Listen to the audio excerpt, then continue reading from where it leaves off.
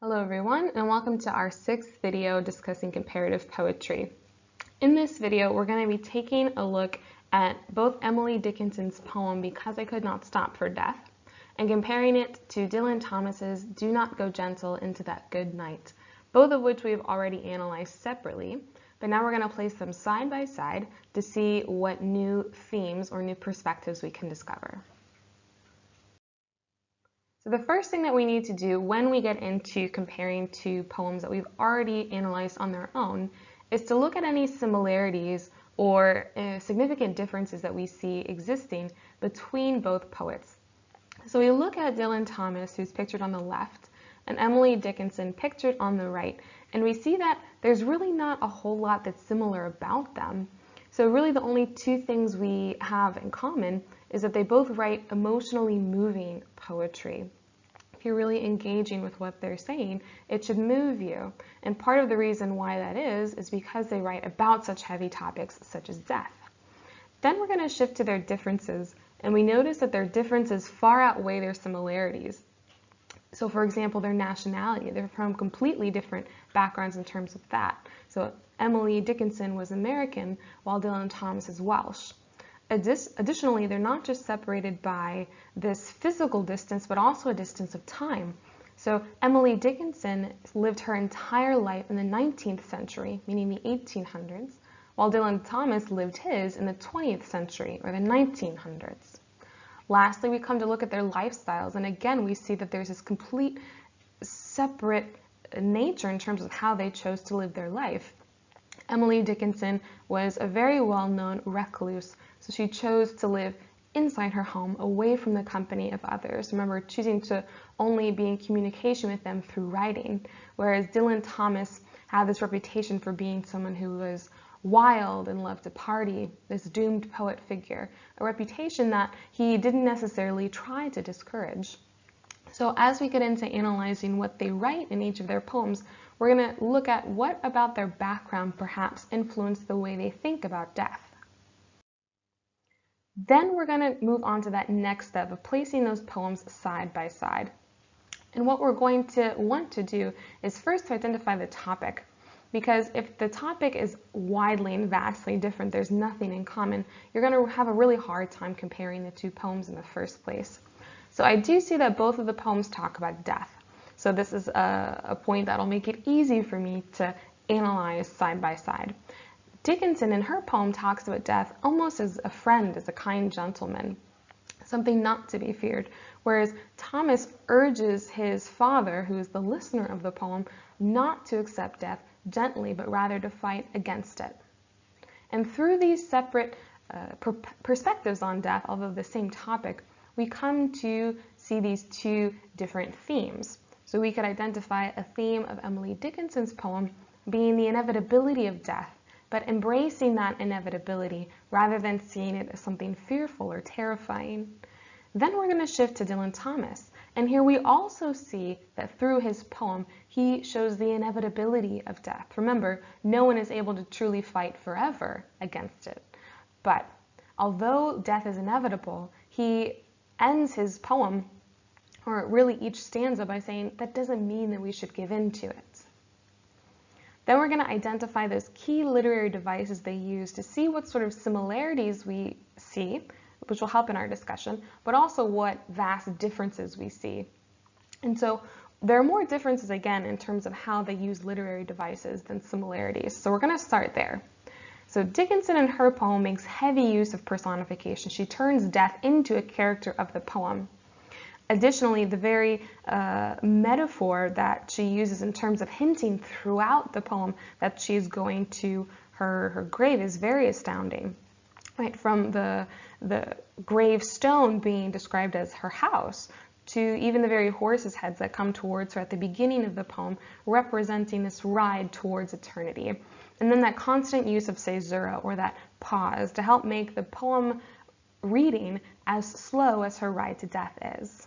Then we're going to switch to Dylan and look at what sort of things he uses. So one, this extended metaphor throughout the poem of night being representative of death and light being representative of life, and how these constantly switch throughout the poem. So we get this sense that several times during the reading, we have the sun rise and fall, so a new day is coming.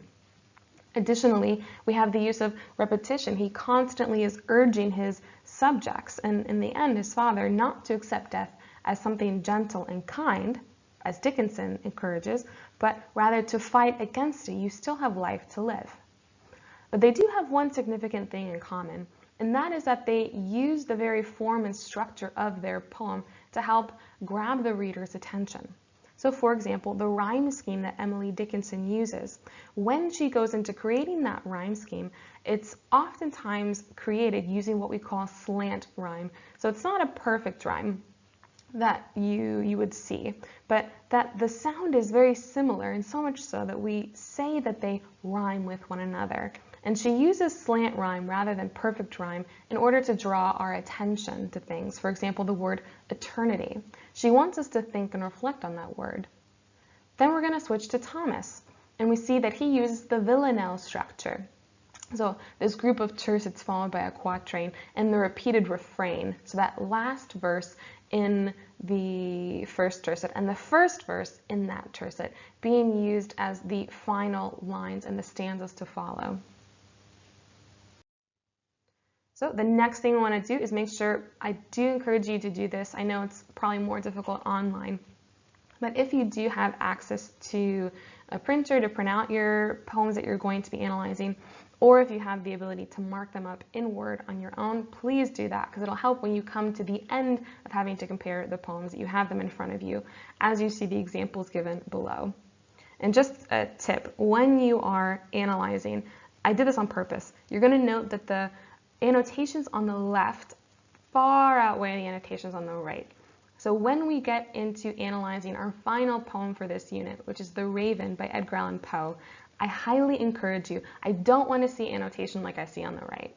It shows really a lack of depth in terms of their thought process, and they're really skipping over way too much in order to be able to enjoy the poem and understand it fully. So when you annotate in your analysis, please make sure you're annotating like the person did on the left.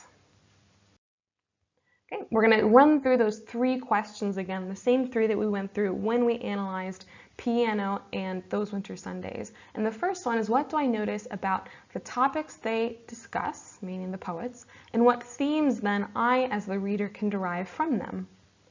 I see that there is a common topic in the topic of death.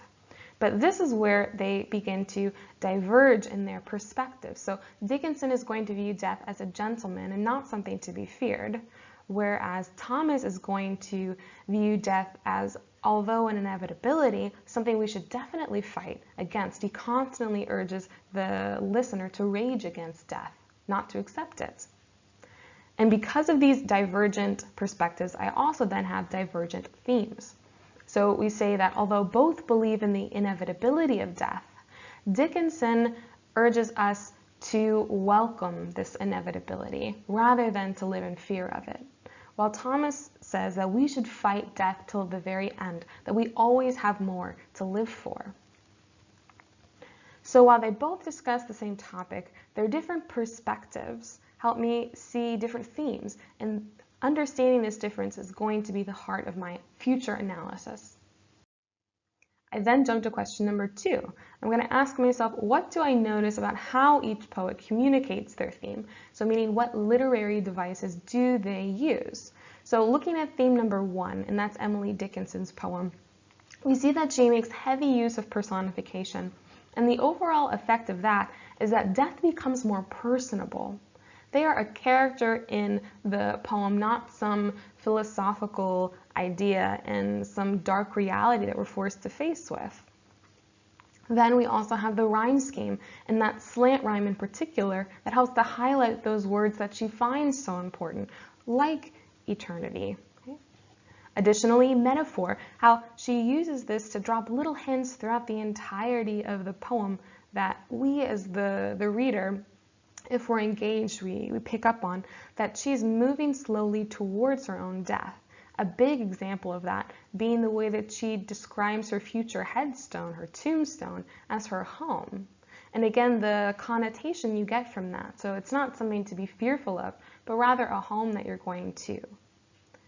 Additionally, she also makes use of that pause with caesura, so the whole entire poem becomes slow, just as the speaker's ride is. I then look at my second poem, Thomas's poem, and I see that he also makes use of metaphor, but whereas metaphor was sort of a back burner literary device for Dickinson, it's the main event for Thomas. So he makes this extended metaphor relating life and death to the passing of a day, and this is very interesting because we see that with each new stanza, a new day has come, and his focus shifts. But in each of these, he constantly urges us not to accept death as something gentle.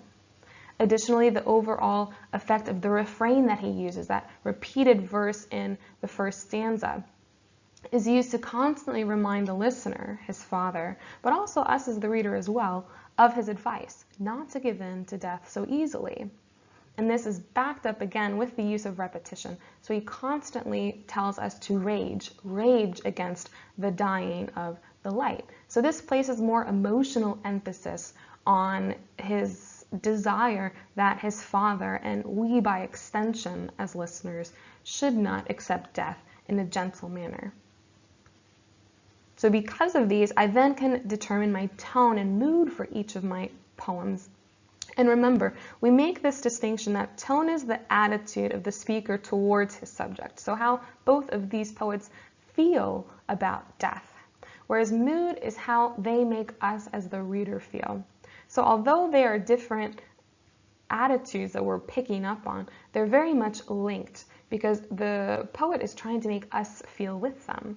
So for example, in the tone for Dickinson's poem, we see that she's very calm and peaceful in her attitude towards death. It's not something she's trying to run from or makes her afraid or terrified. And by extension, this places us in a mood where we are unusually calm as well about death's approach. Then we shift to Thomas, and we see that his tone is more urgent and sorrowful. He's pleading with the listener throughout the poem not to give in to death. And as a result, our mood also changes. We have this strong urge to also fight against death and come to realize that life has so much to offer. I then turn to my third question. So what significant similarities and differences do I notice between them? And I noticed that one huge similarity that we've already picked up on is that they both use the rhyme scheme and the poem's form or structure to drive home their attitude or their tone about death.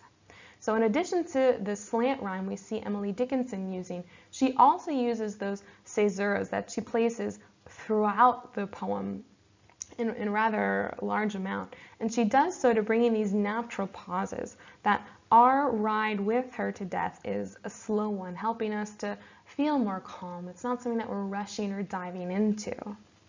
Additionally, we then turn to Thomas's poem, and we see that he uses that villanelle form to repeat his advice to the listener throughout. So we never lose sight of his urging us not just to not go into that good night, that gentle death, but also to rage against it, to actively fight it off. Then we shift to their differences. We see that while Emily Dickinson makes heavy use of personification in the poem, and that helps us as the audience get a positive view of death, Thomas uses extended metaphor throughout his poem. And not only does this give this image of the sun rising and falling and the days passing us by, it helps drive home the point that just as the days are passing by quickly in the poem, they're passing by quickly for us. And so rather than accepting this passing of time, we need to cling on to life in any form that we can. Then we come to tying it all together. And this is where you guys will be writing your second poem or your second essay rather, in terms of poetry. And so here you're going to be doing your first comparative poetry essay. So whereas last time you were just looking at one sonnet, here I'm asking you to look at two different poems. And the prompt is this: compare and contrast each speaker's attitude towards death in Because I Could Not Stop for Death by Emily Dickinson, and Do Not Go Gentle Into That Good Night by Dylan Thomas. So I'm going to be posting a sample essay today, the same exact style, only I'm using the prompt that we discussed when we analyzed Piano by D.H. Lawrence and Those Winter Sundays by Robert Hayden. So you'll be able to look at both my outlining and my sample essay to see how you approach comparative poetry in essay form. So that essay is going to be due on April the 8th, so in a little over a week from now, a week and a few days. So as you get into writing, just to clarify, I know some of you may not have access to a place where you can type these. That's totally fine. Please make sure, though, that you write your essay on paper and you do so clearly, and just take a picture of it for me and send it to me that way. If you do have access to a laptop or something you can type on, by all means, please, I encourage you to send it in that way. And just some tips to remember as you begin to write. Make sure you fully understood the prompt before you begin. So I need to understand that this prompt is asking me, what is Dickinson's attitude towards death in her poem? What is Thomas's attitude towards death in his poem? And how are these revealed through the different literary devices they use? Do I see certain similarities between them, although their perspectives are different? Maybe they communicate these perspectives in a similar way. Or do I see these very drastic differences that I need to pick up on? And that'll become more clear as you read the sample essay that I'll post today. Additionally, I urge you, you must create an outline. Okay? It's the easiest way to get lost in an essay if you choose just to go ahead and to get started on writing. I even continue to use outlines because they're so helpful. Okay? It takes a little bit of extra time, but it will save you a lot in the grades department in terms of your organization and the depth of your analysis. And then also, please make sure that you always quote the text. So if you find yourself coming to the end of the essay and you've not quoted the poem once, you've done something drastically and insanely wrong. So you must go back through the essay and try to then place in quotes, which is going to mess up your organization. So please, again, this ties into the outline thing. Make sure that you, as you go through to outline your essay, pick which verses in each poem you want to use, which ones back up the point you're trying to make. Okay? That's it for video number 11. For video number 12 next week, we're going to be getting into one of my personal favorites, and that is the narrative poem, The Raven by Edgar Allan Poe. And a narrative poem simply means that this poem is telling a story, much like a personal narrative would. And so in this poem, we're going to be putting all of our training to work. So all of the past weeks we've been spending learning about what poetry is and its different forms and sound devices and figurative language. This is going to be the poem where we begin to test ourselves and see, have I really understood poetry and can I identify these things on my own? Fair warning, this poem is a little bit of a long one. So we're going to be focusing on it for the next several videos. And then after we finish this, I'll introduce our next unit. So please make sure you do go on to lesson and you download those materials for video number 12. Again, there's never a need to print those. You can always just type directly in them or copy them yourself in your copybooks. So in addition to the normal worksheet that we'll have, I'm also going to post some background in terms of Poe's life, because his experience in life is very heavily tied to the way in which he writes. If anyone who has read Poe before is familiar with him, you'll know that's definitely true. So please make sure you go ahead and download those two things before we get started. And thanks for watching. See you tomorrow.